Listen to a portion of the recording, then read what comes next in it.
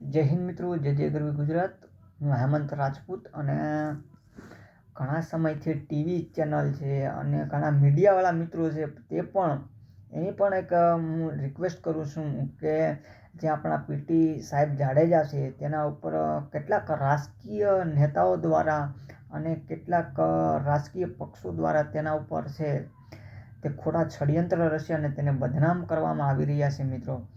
ત્યારે ઘણા સમયથી કે આ એક કાવતરાથી અને રાજકીય નેતાઓ દ્વારા ક્ષત્રિય સમાજના આગેવાન એવા પીટી જાડેજા સાહેબને બદનામ કરવામાં આવી રહ્યા છે અને આપણે ક્ષત્રિય સમાજ પણ ક્યારેય ચૂપ નહીં બેઠે અને ગુજરાતના ક્ષત્રિયને તમામ ક્ષત્રિય સમાજ જો જરૂર પડશે તો અમે પીટી જાડેજાના સપોર્ટમાં અમે ગુજરાતમાં આંદોલન કરીશું અને જો કદાચ આ ખોટા કેસ અને ખોટા બદનામ કરવાની ગુજરાત સરકાર અને ગુજરાતમાં નેતાઓ જે બની બેઠેલા નેતાઓ અને ખાસ કરીને આ મીડિયા ચેનલ છે તે ખાસ કરીને ક્ષત્રિય સમાજની અંદર અને ક્ષત્રિય સમાજના કેટલાક આગેવાનો ઉપર ખોટા કાવતરા રચી ખોટા કેસ કરવા માંગે છે મિત્રો.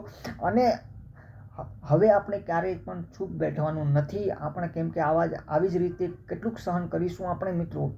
ક્યાં સુધી આપણે સહન કરીશું?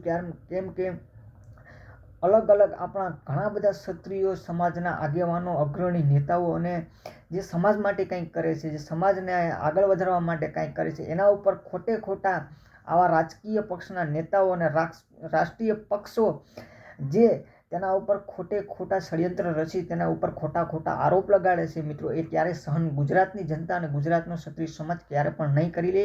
અને જો ટૂંક સમયમાં અંદર જો પણ વધારે પણ આવું રીતનું થશે તો ગુજરાતના દરેક લોકો, દરેક ક્ષત્રિય સમાજના લોકો, દરેક બહેન, દરેક યુવાન, દરેક ક્ષત્રિય સમાજનો દરેક બાળક જો પીટી જાડેજા ઉપર ખોટે ખોટા કાવતરા રચશે તો ગુજરાતની અંદર મહા આંદોલન કરીશું મિત્રો.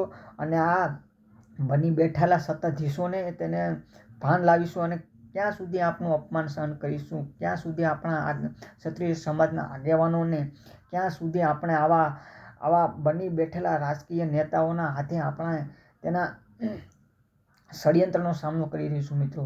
અને આ બદનામ કરવાનું સત્તા પક્ષના નેતાઓ અને જે બની બેઠેલા રાજકીય ષડયંત્ર રચી અને રાજપૂત સમાજના અગ્રણી એવા પીટી જાડેજા સાહેબને ખોટી રીતના બદનામ કરવામાં આવી રહ્યા છે. આ ક્યારે સહનમાં નહીં કરવામાં આવે.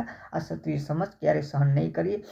જો સરકાર અને ઘણી વખત તો આ મીડિયાવાળા પણ રોલ કરે છે અને મીડિયામાં પણ ટીવી ચેનલોમાં ખૂબ જ ખબર કશું હોતી નથી પણ બતાવે છે, ખોટું જૂઠાણા ફેલાવે છે મિત્રો, એ પણ ધ્યાન રાખવાનું છે. અને ખોટી ષડયંત્ર રચી અને ખોટા લોકોને ગેરમાર્ગે દોરી અને આવા રાજકીય નેતાઓ પોતાના રાજકીય રોટલા શેકવાનું કામ કરે છે મિત્રો.